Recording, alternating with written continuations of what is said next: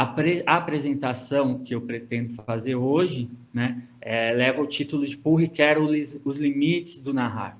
Como se sabe, fez parte da trajetória intelectual de Paul Ricoeur, que manteve uma imensa produção até meados dos anos 2000, palmilhar detida e exaustivamente os escritos de Sigmund Freud e sistematizá-los na obra da interpretação, um extenso estudo publicado em 1965 e que, embora não figure entre suas preocupações iniciais, antecede boa parte de sua produção mais célebre, incluindo a monumental trilogia Tempo e Narrativa. Inspirado por a interpretação dos sonhos, Ricoeur declara a dívida que tem para com Freud no reconhecimento das restrições especulativas vinculadas com o que chamou de conflito das interpretações, utilizando-se então da psicanálise para finalizar a edificação de uma escola da suspeita cujos alicerces já haviam sido preparados por Marx e Nietzsche. Ora, não seria o inconsciente a instância capaz de ferir com maior virulência a segurança de uma epistemologia fundada no cogito? Admitir a força do inconsciente não seria assumir a incognoscibilidade que afugentaria o saber seguro acerca de si mesmo, fundado na consciência que se quer autotransparente? Consentir com a psicanálise não seria abalar a convicção de ser mestre e soberano de seu próprio domicílio psíquico? Pensemos, em contrapartida, na recusa feita à psicanálise, na negação do inconsciente que impõe opacidade. Um dos fins que poderiam se esconder por trás dessa rejeição não seria precisamente a tentativa de reabilitar um cogito que poderia traduzir plenamente o inconsciente, transformando-o em compreensão absoluta do eu, no caminho de uma vivência sem dúvida menos aflitiva? A via de afirmação da psicanálise parece ser mesmo compatível com a teoria ricoeuriana do cogito ferido ou quebrado. E aqui eu lembro o artigo da professora Jeanne-Marie, né, no livro Lembrar, Escrever e Esquecer. Segundo tal teoria, sensível à dimensão trágica e conflituosa da existência, o si mesmo não estaria assentado na imediatez autossuficiente do eu sou, opondo-se, portanto, a Descartes. Tampouco sofreria uma destituição completa, como o anticógito nietzschiano. Esse eu se caracterizaria por constituir uma experiência que se determina, se decompõe e se reconstrói continuamente, amparada pelo outro, pelo mobile que coloca em marcha o universo da cultura.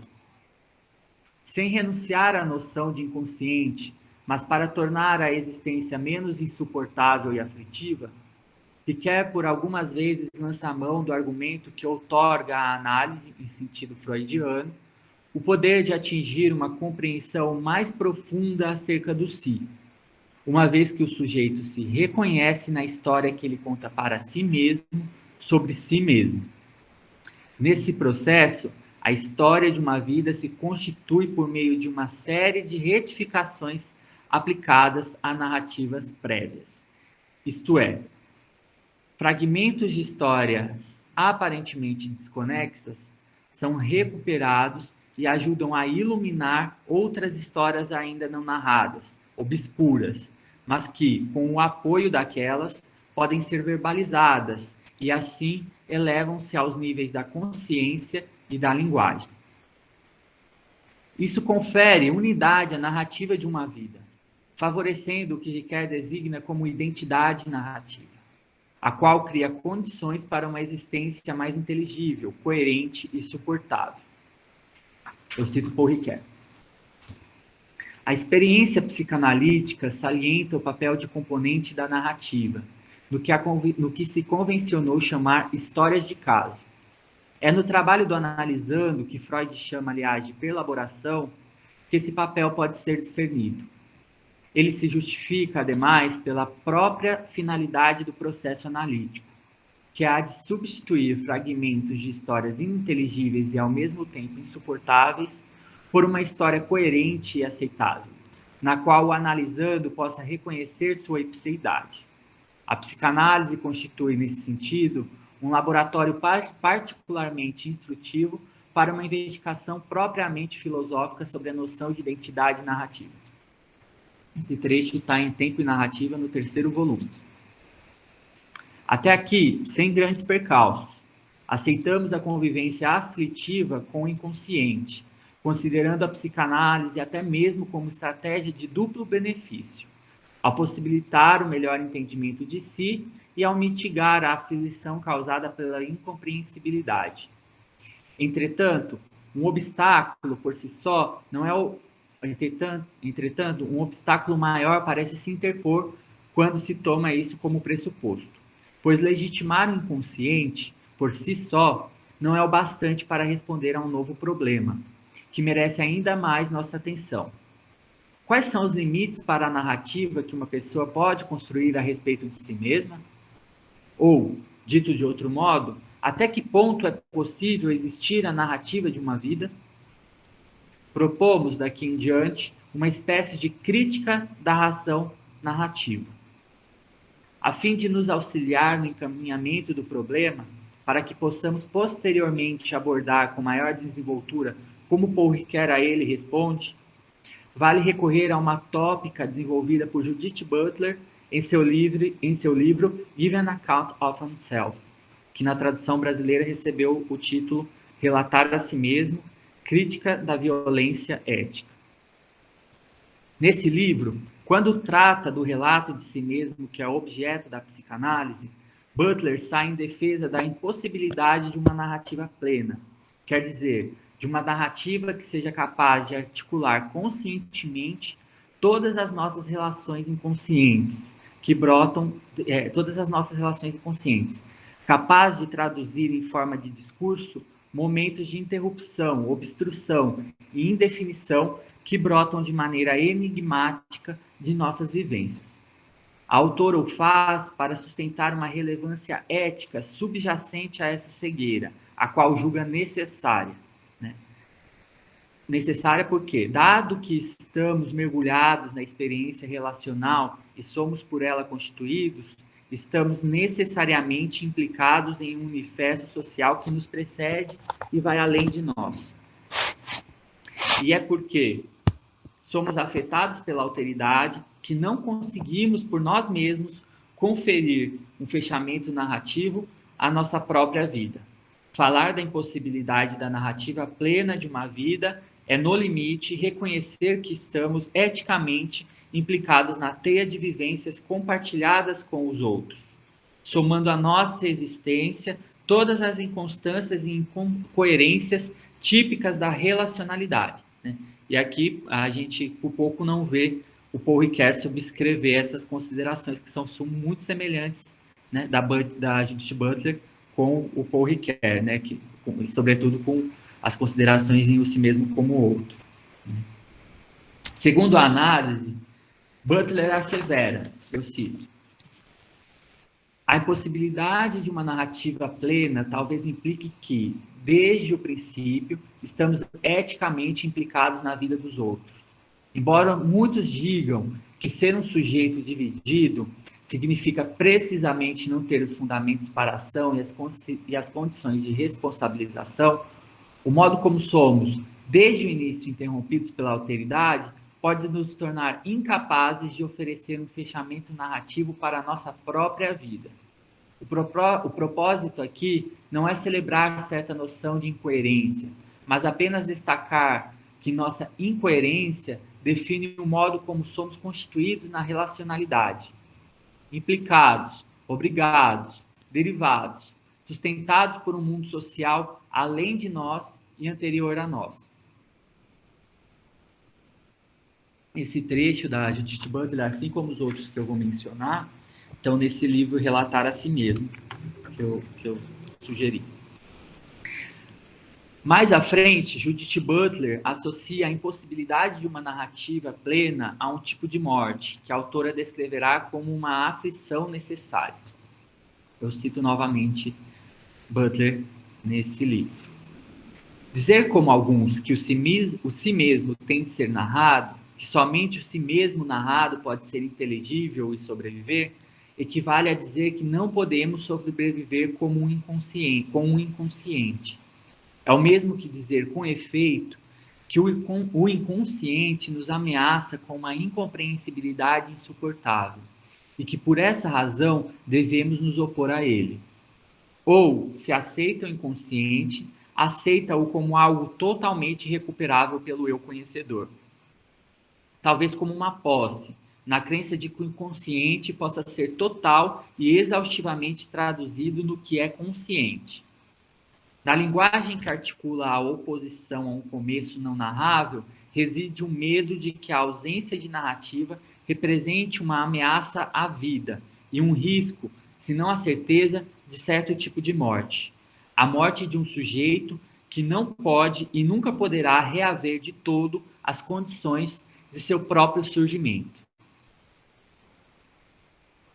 Para Butler, a morte representada pelo vazio com que se defronta a autonarratividade é uma aflição necessária, porquanto é a morte da fantasia de dominar o indominável, do sonho de conquistar o impossível.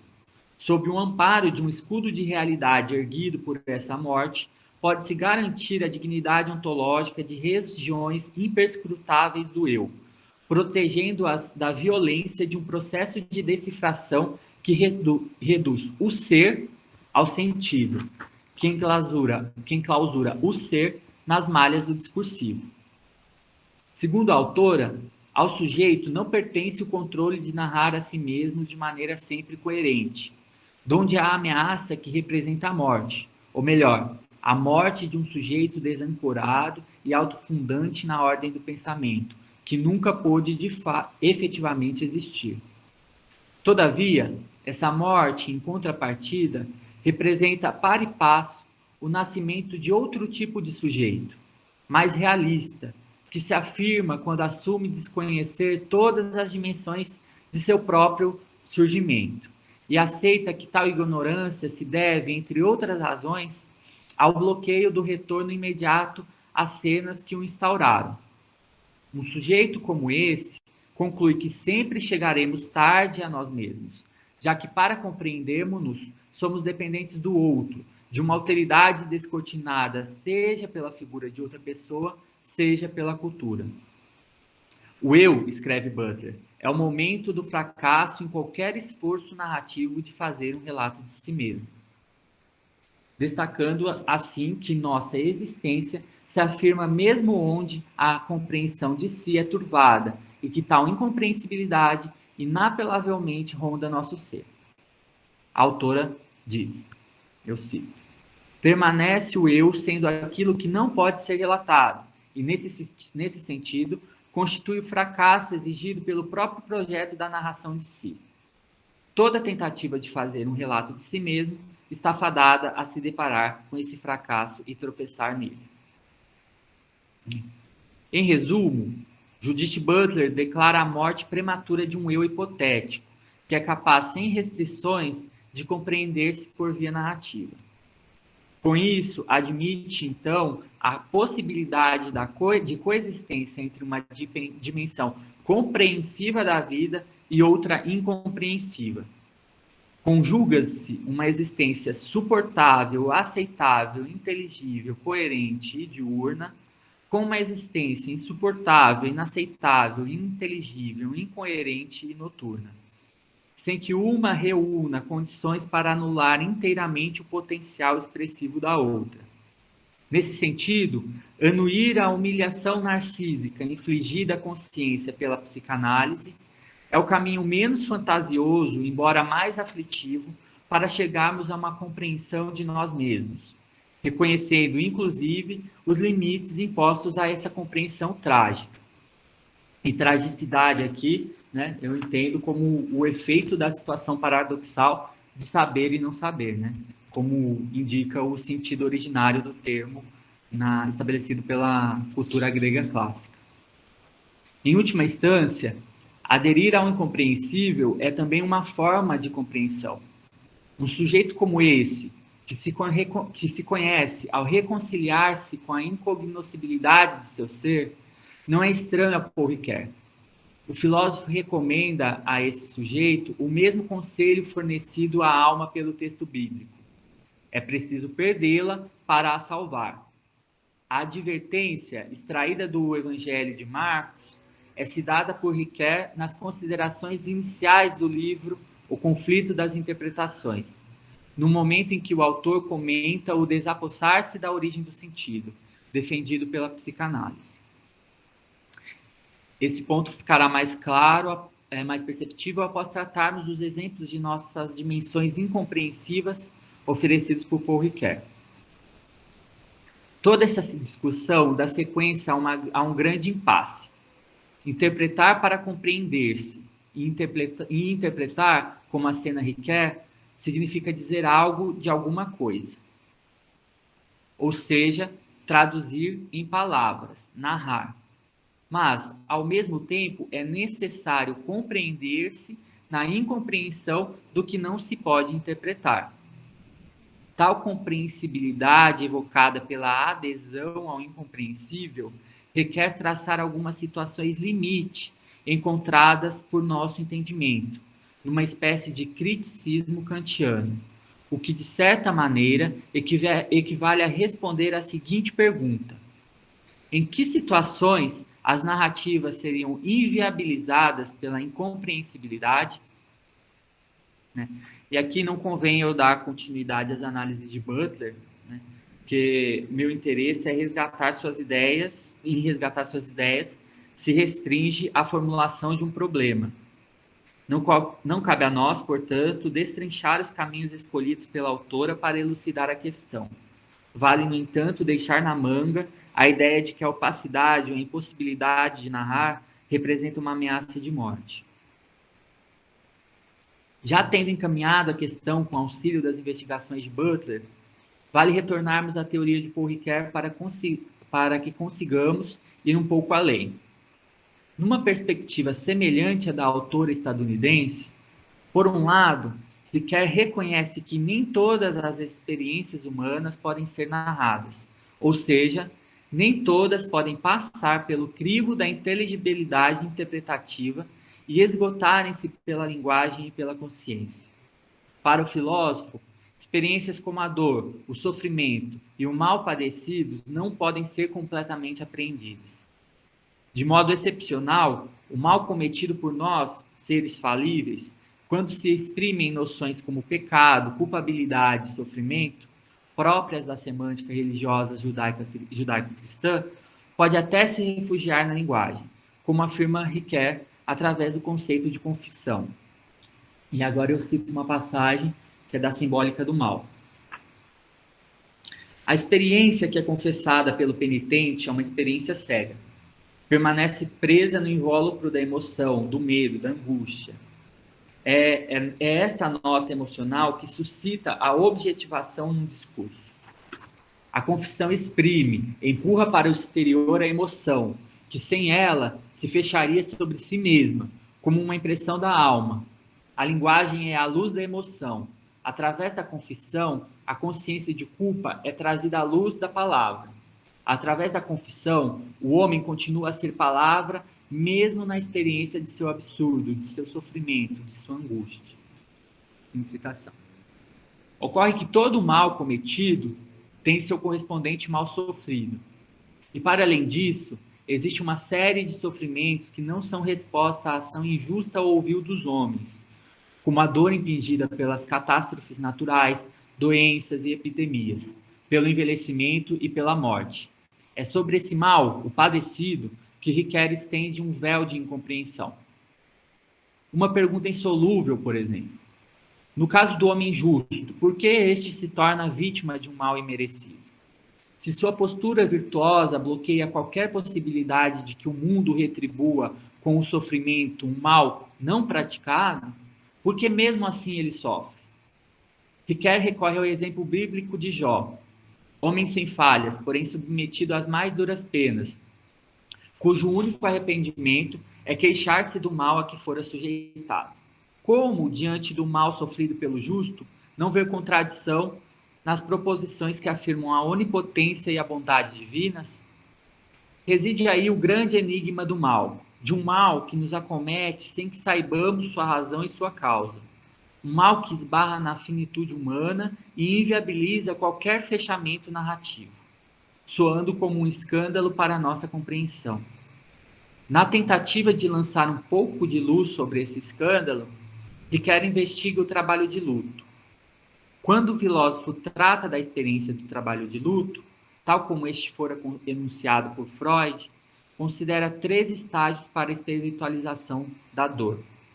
Percurso que tenta superar desde a queixa pelo acaso dos fenômenos no mundo, que é o primeiro estágio, até a queixa direcionada contra Deus, que é o segundo estágio. No terceiro e último estágio, o da espiritualização propriamente dita, localiza-se a noção de escândalo mencionada aqui, que é o último traço desenhado pela aporia especulativa do sofredor. Eu cito Paul Ricoeur e esse trecho eu extraí daquele livrinho O Mal, um desafio à filosofia e à teologia. Um terceiro estágio da espiritualização da lamentação, instruída pela aporia da especulação, é descobrir que as razões para acreditar em Deus nada têm em comum com a necessidade de explicar a origem do sofrimento. O sofrimento é somente um escândalo para quem compreende Deus como a fonte de tudo que é bom na criação, incluindo a indignação contra o mal, a coragem de suportá-lo e o elan de simpatia em relação às suas vítimas. Então acreditamos em Deus apesar do mal. Acreditar em Deus apesar é uma das maneiras de integrar a aporia especulativa no trabalho de luto. De todo modo, nos 3 estágios indicados, Ricoeur delega à religiosidade, ou espiritualização, como prefere dizer, a responsabilidade por mitigar uma existência insuportável e ininteligível, poupando então o sujeito de continuar empenhado em articular uma solução narrativamente.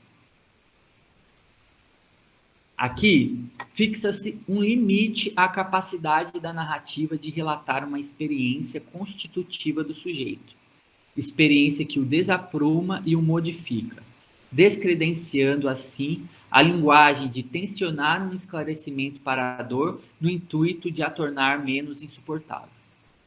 De certo modo, Ricoeur, em seu estudo sobre Freud, já havia coligido um limite semelhante a partir da análise do desejo.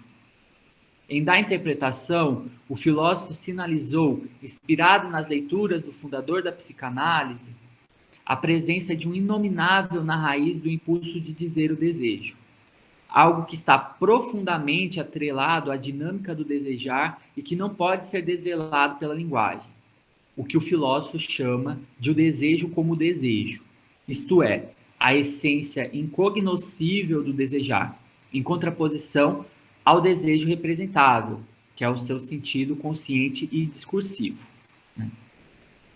A psicanálise atuaria justamente nessa região fronteiriça entre o relatável ou traduzível, né, se a gente quiser recuperar um pouco o jogo de palavras de que o Ricoeur fez uso no texto sobre a tradução, né? Então, a psicanálise atuaria justamente nessa região fronteiriça entre o relatável e o que não pode ser dito, né? O intraduzível. Escreve Ricoeur, e eu cito. Aqui é da interpretação, naquele ensaio sobre Freud. O que no inconsciente é suscetível de falar, o que é representável, remete a um fundo não simbolizável, o desejo como desejo. Está aqui o limite que o inconsciente impõe a toda transcrição linguística que se queira exata. Em outro texto, ele vai dizer: se o desejo é o inominável, ele está originalmente voltado para a linguagem, ele quer ser dito, ele está em potência de palavra. Que o desejo seja ao mesmo tempo não dito e o querer dizer, o inominável e a potência de falar. Eis o que faz dele o conceito limite na fronteira do orgânico e do psíquico. Fim de citação. O inominável, considera Ricoeur, quer ser dito, quer transformar-se em linguagem, ser traduzido, mas, ao mesmo tempo, em razão de sua natureza orgânica, né, que é descrita por Freud em termos físico-quantitativos, né, referentes à energia cinética de neurônios que se deslocam, ou na forma de uma economia energética, né? Então, o inominável, né, carrega uma força somática enraizada visceralmente no próprio corpo que o produz, colocando no fundamento do desejo e do inconsciente componentes estranhos à interpretação, ou seja, estranhos ao trabalho hermenêutico. O inominável, portanto, só pode abrir caminho para explicações neurológicas, mais aliadas ao expediente mecanicista do organismo do que ao psíquico. Por isso, Ricoeur fala do inconsciente como um impulso para a linguagem, e não como um território plenamente aberto à enunciação. Daí se aproximar e dar prosseguimento às leituras de Freud forjadas por Jean Laplanche, e se distanciar daquelas levadas a cabo por Jacques Lacan, cuja fórmula, o inconsciente é estruturado como linguagem, tanto cativou os discípulos que frequentavam seminários lacanianos, autênticos laboratórios de psicanálise à época. Em investigações posteriores, publicadas no fim da década de 60, o Ricoeur continuará reiterando o argumento de um elemento energético pertencente ao desejo, irredutível ao sentido e inacessível à consciência. Eu cito aqui um trechinho do Conflito das Interpretações. Adivinho o desejo por trás dos enigmas da consciência, mas não posso apreendê-lo em si mesmo, sob pena de fazer uma mitologia das pulsões. Fim de citação. E, embora tenha se abalado com a recepção negativa na Europa de suas análises a respeito de Freud, voltará a afirmar 2 décadas mais tarde, em conferência na cidade belga de Louvain-la-Neuve. Cito aqui um trecho de Escritos e Conferências 1. O modelo de compreensão, seja ele fenomenológico, linguístico ou simbólico, que não integre um segmento explicativo, uma fase econômica, subestima os próprios fatos trazidos à luz pela experiência analítica. Fim de citação. Temos, então, 2 significativos exemplos de situações de incompreensibilidade: o mal padecido e o desejo como desejo. Reconhecer essas situações limite é, como dissemos outrora, um modo de compreendermos-nos na incompreensão do que não se pode interpretar. Em outras palavras, admitir que o desejo não sucumbe de todo à sanha por entendimento, bem como o mal por nós sofrido por vezes se impõe sem uma solução narrativa, significa aceitar a dimensão trágica e conflituosa da existência, no movimento de afirmação da vida, sendo esta compreendida de maneira mais autêntica e menos fantasiosa. Convém, entretanto, analisar que, mesmo tendo se debruçado em análise sobre o invisível, Paul Ricoeur insiste, por outro lado, que a experiência humana no mundo só vale a pena quando pode ser dita e interpretada. O filósofo tem uma frase clássica que ele diz: uma vida é somente um fenômeno biológico enquanto não é interpretado. E ele faz essa declaração inspirado na máxima socrática, segundo o qual uma vida não examinada não é digna de ser vivida. E uma vida examinada, para Ricoeur, consiste em uma vida narrada. Tal insistência, a princípio, revela mais um otimismo em relação ao potencial da narrativa do que uma clareza de suas limitações, denotando mais uma recusa dos aspectos noturnos da existência do que uma afirmação da vida em sua completude trágica.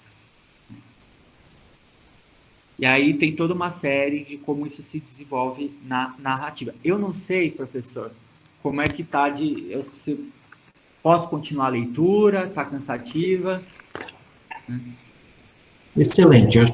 Pode continuar a leitura. A tarde é contigo, Leonardo. Tudo bem. A gente entra na conversa quando você nos passar. Tá, joia. Tem um caso curioso, né, que é mais uma curiosidade aqui, que toda uma disputa por causa dessa leitura, desse livro do Paul Ricoeur sobre Freud, né, que gerou muita discussão, né. E aqui só fazer uma observação. Estamos inclinados a entrever uma postura conciliadora de Ricoeur ao conjugar o orgânico e o psíquico, sem converter um em dominante e outro em recessivo, o que permite reservar um fundo não simbolizável ao que é suscetível de falar, embora muitos dos críticos da interpretação concentrem seus ataques justamente em negar a Ricoeur uma harmonização tal como estamos propensos a conceber. Em nossa hipótese, Ricoeur divisa, como em tantos outros processos por ele investigados, um conflito dialético entre a força e o sentido, entre a energética e a interpretação, conflito a partir do qual a psicanálise adquire subsídios para operar enquanto ciência hermenêutica. No entanto, tais comentadores críticos sublinham que o filósofo francês, quando examinou a virada freudiana promovida na transição de projeto de uma psicologia para neurólogos, de 1895, né, o texto do Freud, para a interpretação dos sonhos, de 1900, quando o filósofo francês examinou essa virada freudiana, ele tentou subordinar os processos quantitativos aos de sentido, colocando a explicação energética a serviço da interpretação hermenêutica, ou eliminando totalmente do plano psíquico o econômico, procedimento inverso ao que teria efetuado Freud na obra de 1895. Esses críticos denunciam uma tentativa ineficiente de harmonização tensionada por Ricoeur ao tratar dos ensaios sobre metapsicologia, tentativa que não teria sido bem acabada. Lembrando o professor Luiz Roberto Monzani, que faleceu essa semana, né? Nesse caminho, atuou o professor Luiz Roberto Monzani em Freud, um movimento de um pensamento, baseando-se nas considerações do psicanalista Michel Thor, expostas no cauteloso artigo da interpretação ou a máquina hermenêutica, publicado em 2 números de 1966 da respeitada revista Os Tempos Modernos. Vejamos o que diz Monzani, e eu cito. Na base do engano de Ricoeur está evidentemente o fato de que, para ele, a energia e sentido não podem coabitar o mesmo espaço, ou de que na raiz de processos de sentido estejam processos energéticos. Que um processo energético seja, de alguma maneira, produtor de sentido, eis o impensável. É por isso que ambos devem ocupar espaços distintos e onde dominar o mecanicismo energetista, o sentido deve estar ausente e vice-versa. Pelo mesmo motivo, todas as distinções pacientemente elaboradas por Ricoeur são sempre destroçadas pelo próprio texto de Freud. Assim, o projeto, né, de uma psicologia para neurólogos é designado como o estado não hermenêutico do sistema, mas, no fim do mesmo capítulo, aprendemos com surpresa que foi o trabalho da interpretação que guiou subterraneamente a edificação do sistema. A interpretação dos sonhos realizou a subordinação da explicação pela interpretação, mas o capítulo 7 se ajusta mal ao conjunto da obra. A metapsicologia representa o ponto de equilíbrio do sistema, mas o energético jorra de todos os lados. Eis aí alguns indícios mais que suficientes de que alguma coisa não funciona no enfoque de Ricoeur. Então, assim, o Ricoeur muito criticado por isso, né? Pelos ensaios sobre Freud, né? Inclusive o professor Monzani, que estudou Freud, faz essa crítica por Ricoeur também. Né? Para Ricoeur, narrar é dizer quem... Aí eu começo um segundo tópico, né, que eu falo sobre os limites da concordância narrativa, né, que é a suposta perda do caráter, que é um conceito que o Ricoeur trabalha. Para Ricoeur, narrar é dizer quem fez o quê, por quê e como, estendendo no tempo a conexão entre esses pontos de vista. Nessa formulação aparentemente simples, inscrita em Si Mesmo como Outro, subjaz a ideia que motivou a redação anterior dos 3 volumes seminais dedicados à narrativa. Eu cito o Riquet. O tempo se torna tempo humano na medida em que está articulado de maneira narrativa. Em contraposição, a narrativa é significativa na medida em que desenha as características da experiência temporal. Fim de citação.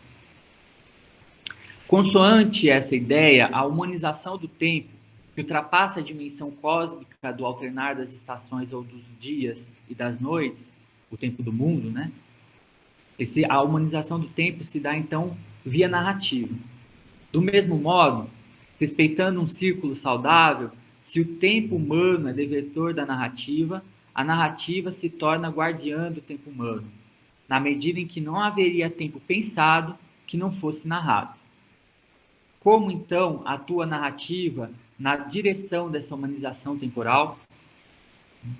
Olivier Mongan, comentando um trecho da coletânea Leituras 2 de Riquet, explica: mas como o tempo passa a se humanizar, de fato, a discordância temporal e a sucessão ininterrupta de instantes não devem encontrar uma saída de concordância para essa heterogeneidade temporal? É aqui que intervém o papel da narrativa de concordar o que discorda. E aí, cito então um trecho do Leituras 2, né? O admirável aqui é que a discordância não permanece exterior à concordância, como um incoordenável. A virtude da inteligência narrativa é incorporar a concordância na discordância, fazer com que a surpresa contribua para o efeito de sentido que faz aparecer, depois de acontecido, a fábula como verossímil, até mesmo necessário. Fim de citação. O fluxo contínuo e espontâneo do tempo do mundo é internalizado e articulado narrativamente pelo tempo humano. Converte-se em tempo psíquico de duração interior, estabelecendo um novo mecanismo que não é o do ordenamento objetivo da natureza. Liberado da causalidade rigorosa do tempo físico, que determina que o sol nascerá amanhã, o tempo humano é o das possibilidades, da pluralidade de experiências vividas, como também das discordâncias, das incongruências. São essas experiências subjetivas múltiplas que tornam necessária a articulação narrativa, em busca de um ordenamento artificial construído pelo engenho humano, isto é, pela cultura, o que confere ao tempo algo de propriamente nosso, por onde desfilará toda a inventividade da literatura. A respeito da introspecção da temporalidade, o professor Benedito Nunes elucida. Eu cito o professor Benedito Nunes. O primeiro traço do tempo psicológico é a sua permanente descoincidência com as medidas temporais objetivas. Uma hora pode parecer-nos tão curta quanto um minuto se a vivermos intensamente. Um minuto pode parecer-nos tão longo quanto uma hora se nos entediamos.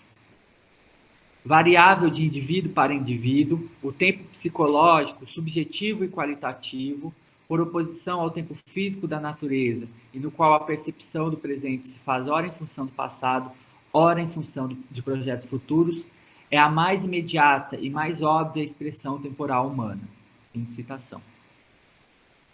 Contrastando com a progressão linear do mundo, a temporalidade humanizada vai e vem, não segue a flecha do tempo que cruza do antigo ao novo, oscila entre sondar o futuro e recuperar o passado, mesclando no presente tanto o que se passou quanto o que ainda pode acontecer, e trazendo à tona uma série de discordâncias típicas de nossa finitude.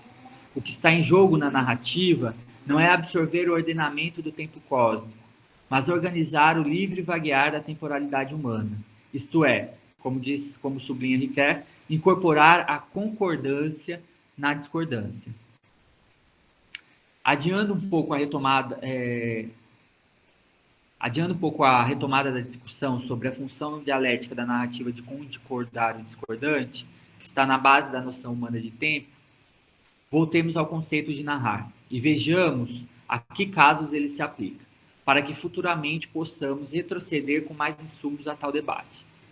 Se narrar é atender às perguntas quem, o que, como e por quê, e se responder a essas perguntas exige encadear a intriga em um tempo humanizado, parece que a narrativa é uma face inescapável da experiência humana. Como dito antes, o tempo pensado é necessariamente tempo narrado. Levando-se em conta esse sentido genérico da ação de narrar, incorporado ao viver, podemos citar algumas palavras ilustrativas de Barbara Hart, com as quais Riquet parece concordar ao lê-las indiretamente por McIntyre. Cito: sonhamos narrativamente, lembramos, antecipamos, esperamos, desesperamos, acreditamos, duvidamos, planejamos, revisamos, criticamos, construímos, fofocamos, aprendemos, odiamos e amamos por meio da narrativa. Para realmente vivermos, inventamos histórias sobre nós mesmos e sobre os outros, sobre o passado e o futuro pessoal e social. Fim de citação. Mesmo que fosse desligada da experiência humana transcultural, o que seria impossível, a narrativa permaneceria universalizável, pois conta com uma variedade quase infinita de expressões narrativas, orais, escritas, gráficas, gestuais e de classes narrativas. Mito, folclore, fábula, romance, epopeia, tragédia, drama, filme, história em quadrinhos, sem falar da história, da pintura e da conversação. Respondendo assim essa universalidade, né, responde assim à demanda de toda a humanidade pela criação de narrativas.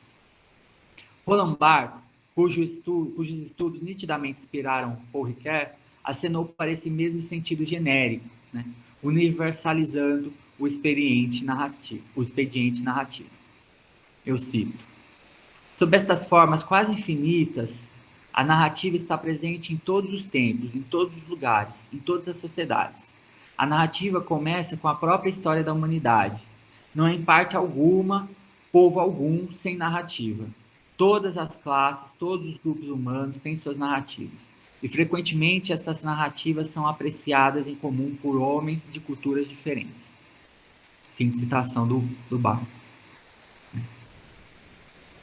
Tanto as palavras de Hart quanto as de Barthes ressoarão na teoria riqueriana, marcada pelo otimismo depositado no ato imemorial de narrar, ação que o filósofo considera estar presente em todas as culturas e conduzir a própria trama da vida.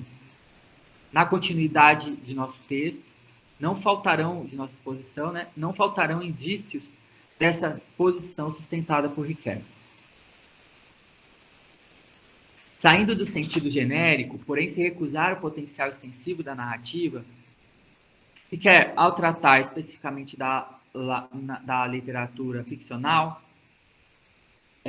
adverte no segundo volume de Tempo e Narrativa fazer um uso intercambiável do substantivo narrativa, do adjetivo narrativo e do verbo narrar, raconter, dilatando e aprofundando o conceito de narrativa legado pelo capítulo 3 da Poética de Aristóteles, antes restrito à intriga que depende de um narrador para contar as ações das personagens. Ademais, a natureza expansível desse conceito, para o filósofo francês, permite, como já sabemos, que o pensemos para lá da circunscrição ficcional, já que a narrativa deixa de ser reduto de um modo diegético de organizar o andamento da trama poética, como é para Aristóteles, e passa a ser uma maneira de dizer o desfiar do tempo humano. Em decorrência disso, quer pensemos num conceito abrangente de narrativa, associado também ao domínio da vida, quer pensemos no conceito de narrativa ficcional, atrelado à esfera da obra literária, tanto num caso como no outro, estaremos lidando com as mesmas questões moduladas pela temporalidade humana: quem, o que, como e por quê.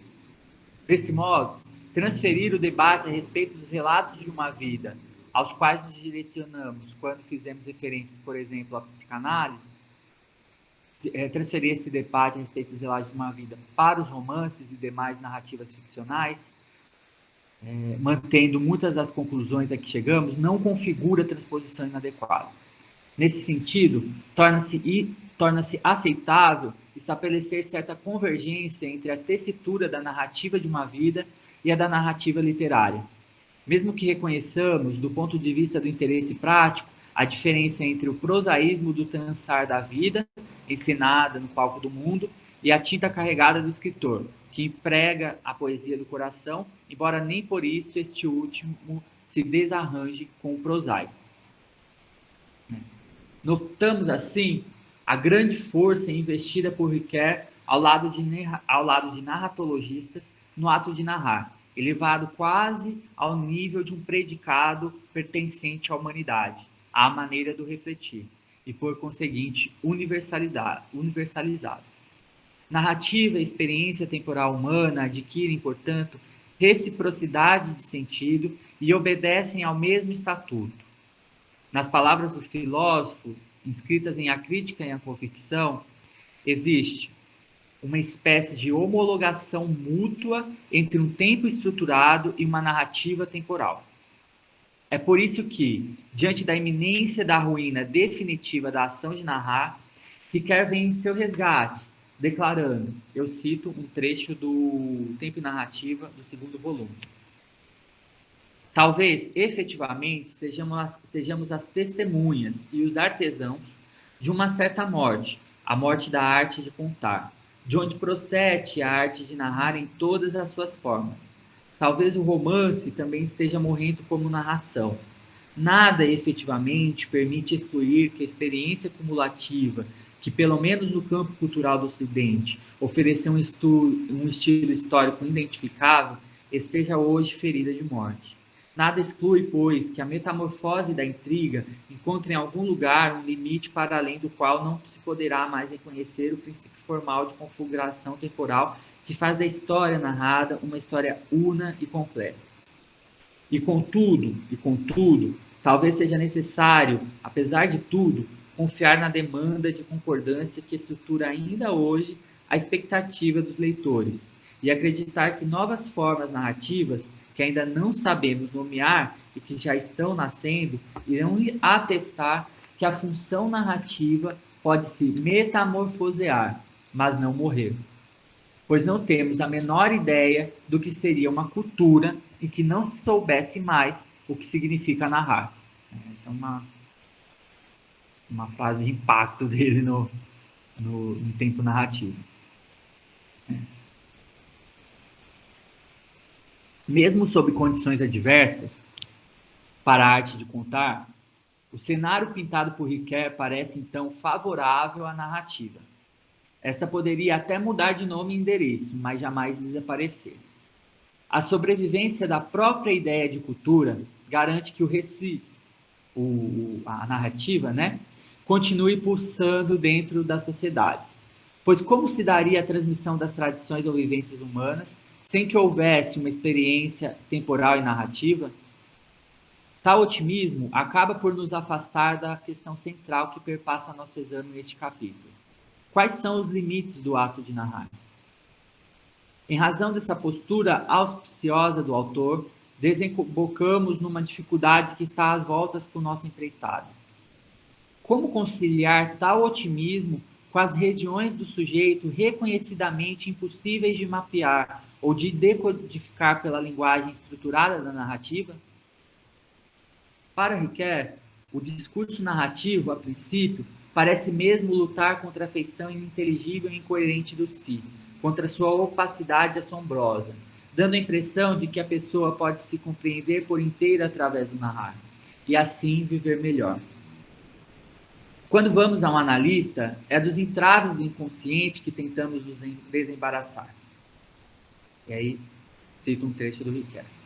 O relato do sonho é um texto ininteligível que o analista substitui por um texto mais inteligível. Compreender é fazer essa substituição. Como destaca o filósofo em um ensaio sobre o sofrimento, compreender-se é poder contar histórias sobre si mesmo que sejam inteligíveis e aceitáveis, especialmente aceitáveis. Tal aceitabilidade é assegurada pela tarefa concordante da narrativa, que na atmosfera da trama reúne uma diversidade de histórias em torno de um mesmo eixo organizador. Né? Daí a ideia do Ricoeur, segundo a qual o trabalho da inteligência narrativa consiste em concordar o discordante, pois uma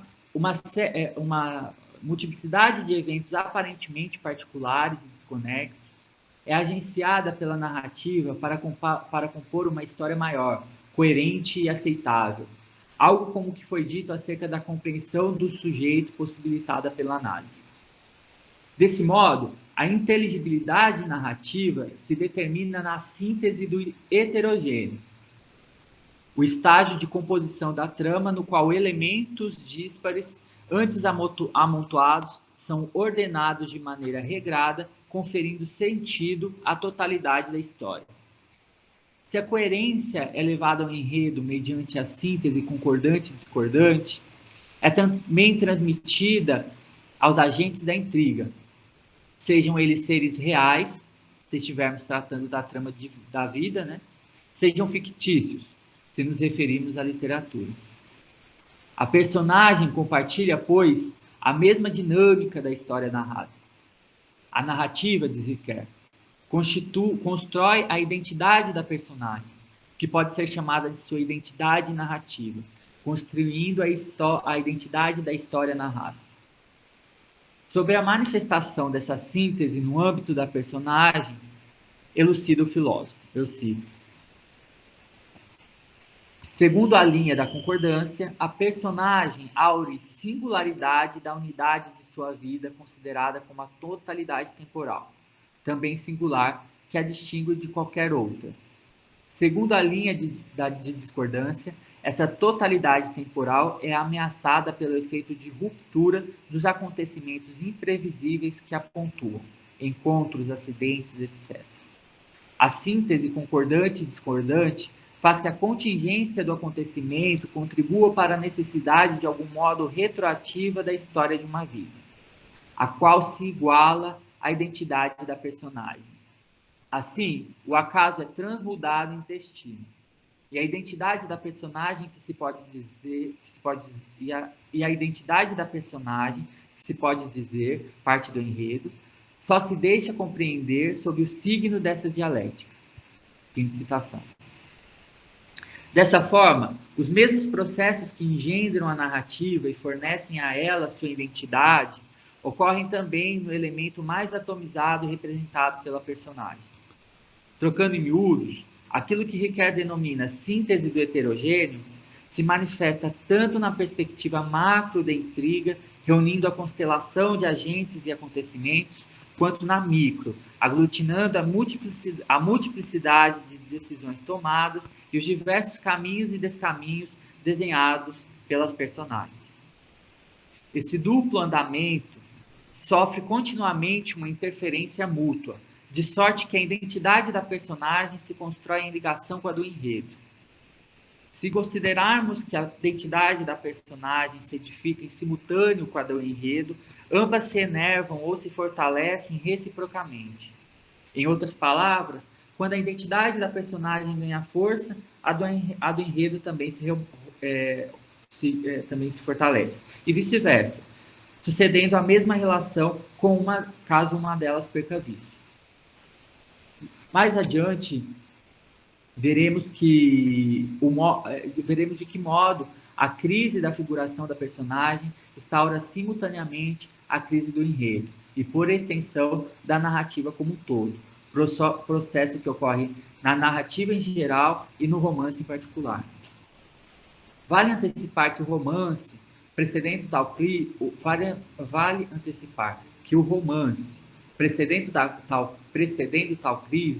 pôde viver sua idade de ouro do século XIX, quando Ricoeur considera coincidirem de modo mais rico e complexo as forças da identidade da personagem e da identidade da intriga, mantendo a figuração daquela e a configuração desta.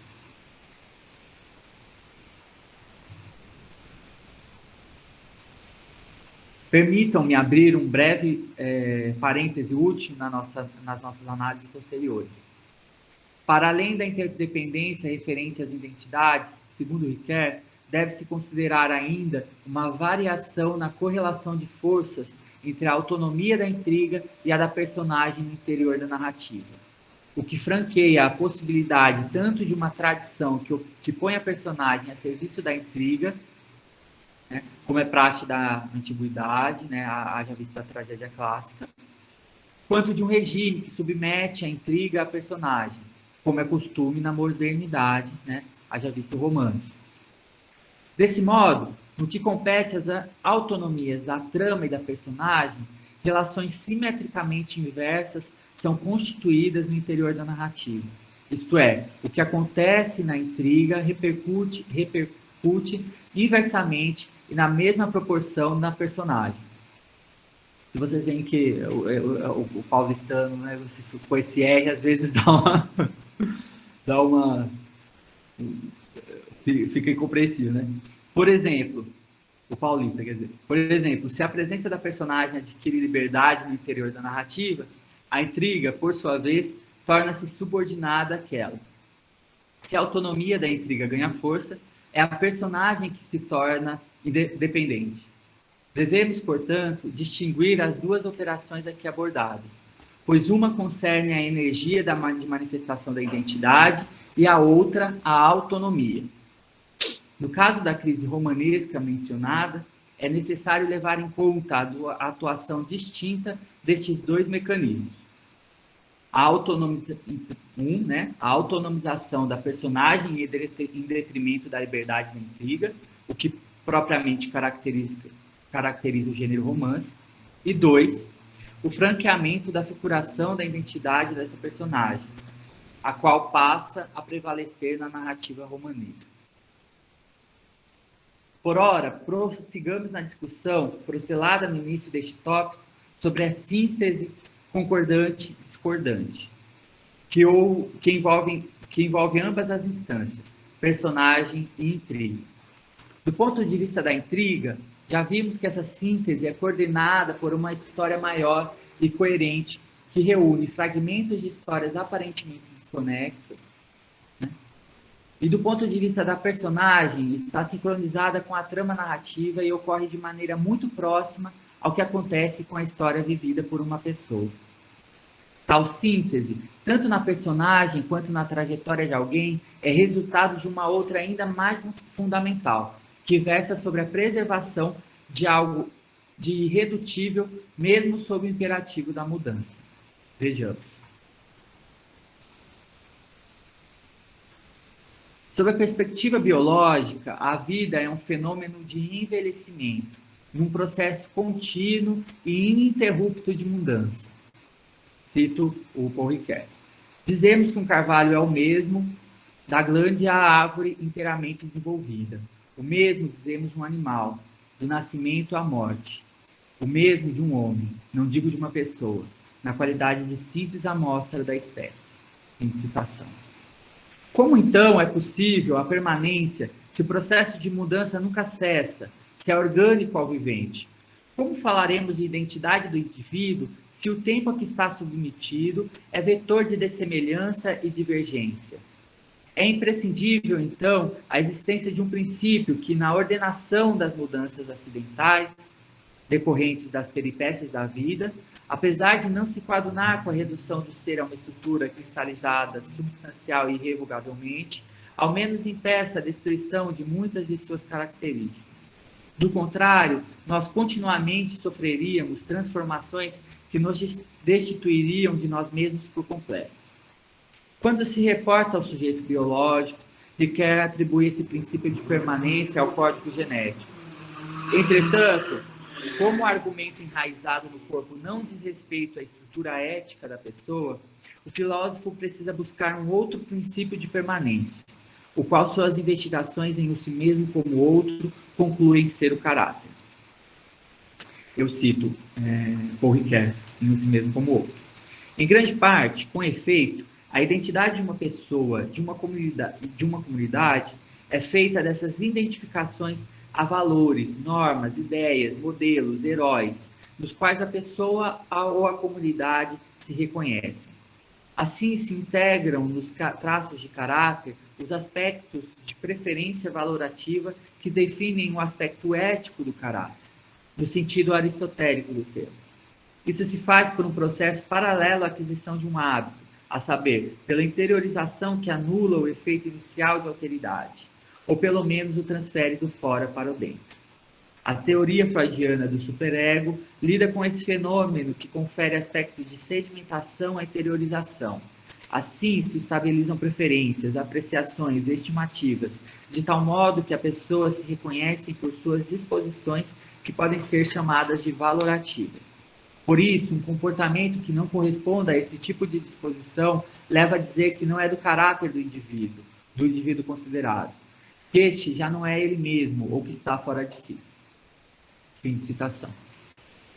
A permanência no tempo é possível por essa espécie de sedimentação interiorizada, primando preferências e disposições que se mantêm ao longo da história de uma vida. Dá-se ânimo, assim, à preservação de certas características imunes à corrosão das mutações ininterruptas do tempo. O sujeito não é, então, mutilado continuamente, mas protegido por seu próprio caráter, tanto das ingerências dos fenômenos biológicos, quanto da cultura em transformação e dos múltiplos episódios acidentais em curso na história de sua vida. Não que isso signifique a perenidade irrevogável do si.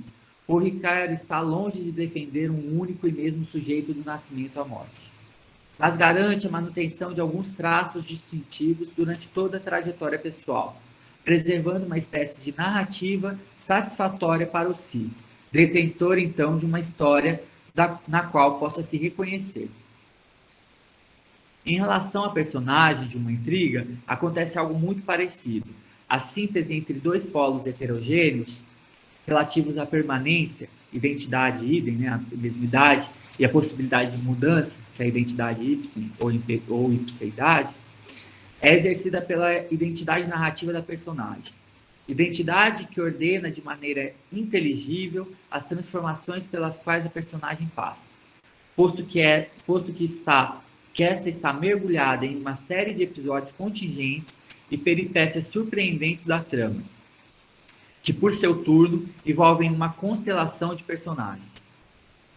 Para perceber a presença do concordante e discordante no âmbito da identidade narrativa de uma personagem literária, basta tomar o exemplo da autobiografia, um gênero emblemático precisamente por mesclar aspectos do ficcional e do documental, do imaginativo e do histórico. Assim, Riquet comenta a função mediadora da identidade narrativa, mencionando ainda o caso da autobiografia. Eu cito um trecho de Tempo e Narrativa, o volume 3. Diferentemente da identidade abstrata do mesmo, a identidade narrativa constitutiva da ipseidade pode incluir a mudança, a mutabilidade na coesão de uma vida. O sujeito aparece, então, constituído simultaneamente como leitor e como escritor de sua própria vida, conforme o desejo de Proust. Como se comprova pela análise literária da autobiografia, a história de uma vida não cessa de ser refigurada por todas as histórias verídicas ou fictícias que um sujeito conta sobre si mesmo. Essa refiguração faz da própria vida um tecido de histórias narradas. Fim de citação. Como nas demais narrativas, na autobiografia haverá uma interdependência entre a ação e a personagem, conexão que poderia resultar em uma tensão interna à trama, caso o horizonte de ações se constituísse difusamente e embaralhasse a identidade da personagem, o que supostamente ameaçaria sua unicidade. Essa tensão se manifesta no jogo entre concordâncias e discordâncias estabelecidas no enredo da ação. Riquet responsabiliza, sobretudo, o lado ficcional da autobiografia por engendrar tal tensão. Embora saibamos que o próprio si mesmo narrado é, não raro, fonte dela. Ocorre que, diferentemente da ficção literária, na autobiografia, essa tensão pode ser mais facilmente superada pela coincidência entre protagonista, narrador e autor, o que favorece a sincronia entre enredo e personagem. Nesse caso, as identidades da personagem, do narrador e do enredo sendo este último concebido por um autor que é também personagem e narrador, justapõe-se, contribuindo em tese para o equilíbrio entre identidade idem e identidade ipse. Dito de outro modo, o componente documental, fortemente atrelado ao enredo e à figura tripla, personagem, narrador, autor, assegura a concordância da trama, reduzindo a instabilidade provocada por interferências do componente ficcional. Em contrapartida, na ficção literária, em nítida desvantagem quanto a isso, abre-se um vasto leque de relações entre as duas modalidades de identidade, a idem e a ipse. A tessitura da narrativa ficcional, embora guarde seus correlatos com a da trama da vida, muito solicitada pelo lado documental da autobiografia, apresenta, no entanto, um aspecto fundamentalmente distinto. Serve-se de uma imaginação que alimenta infinitas identidades possíveis. Por isso, a constatação de que, eu cito Ricoeur, a literatura consiste num vasto laboratório para experiências intelectuais nas quais passam pela prova da narrativa os recursos de variação da identidade narrativa. Em citação. Certamente, a imaginação evocada pelo domínio ficcional estende suas fronteiras para lá do factual, e isso atua também naquilo que se refere à identidade narrativa. O eu da personagem é dotado, pois, de uma variabilidade bem mais ampla que a constituição de um sujeito concreto, já que o imaginário não tolera censura. Esse eu pode ser preenchido por quaisquer características em qualquer tempo, sob quaisquer circunstâncias, o que acontece de maneira limitada e restritiva quando tratamos da descrição do real histórico. Isso acontece porque, para Ricoeur, o espectro de variação entre as duas modalidades da identidade, a mesmidade e a ipseidade, é muito maior no que tange à ficção.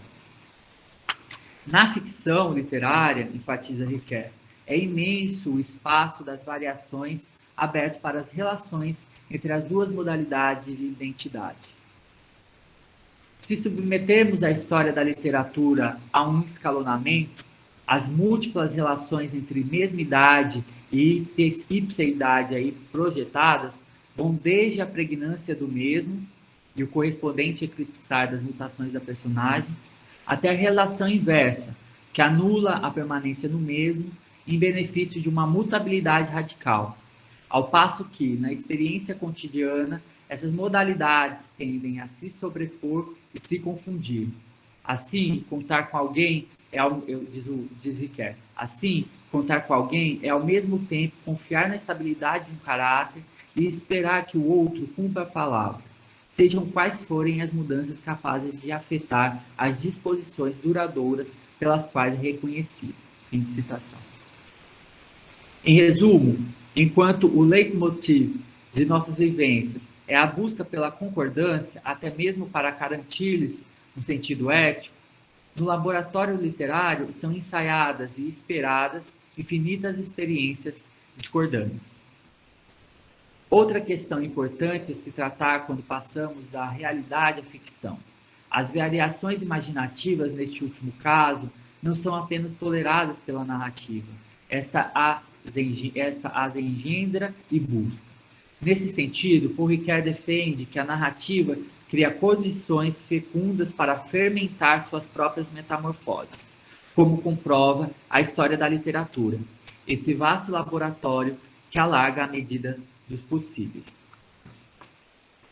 Aqui o meu texto vai tratando de uma série de questões, né, que esse escalonamento na história da literatura, que vai desde a permanência no mesmo, né, do caráter da personagem, que tem muito nos contos, que ocorre muito nos contos de fada e no folclore, até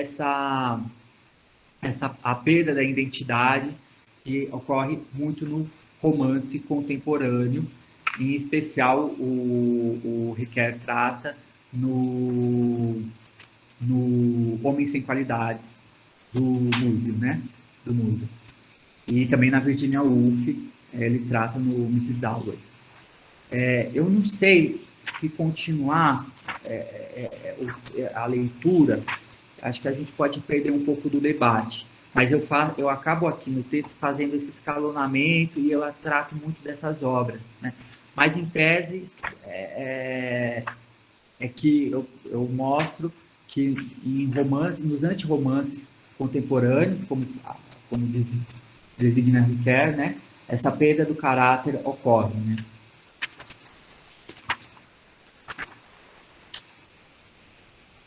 Enfim, eu vou ler só o último conclusão desse trecho, e aí acho que a gente pode partir para um debate, porque senão a leitura vai ficar muito exaustiva para vocês também.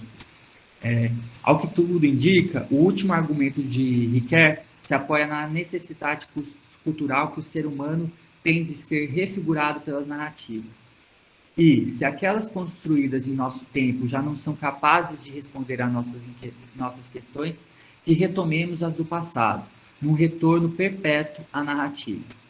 Argumento muito distinto daquele proposto no célebre ensaio benjaminiano O Narrador, no qual se discute que a arte de narrar está em vias de extinção tanto por uma falência da faculdade de intercambiar experiências, lembremos o exemplo dado por Walter Benjamin de soldados que voltavam mudos das trincheiras da Primeira Guerra, pobres em experiência comunicável, né?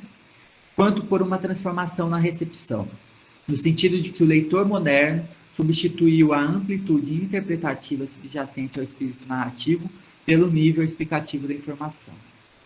Resumindo, se para Benjamin as sociedades burguesas produziram novas formas de recepção que levaram a narrativa a perder sua vitalidade, para Riquet, o desenvolvimento do modo de produção capitalista não foi capaz de ofuscar a necessidade que o ser humano tem de se servir do ato imemorial de narrar.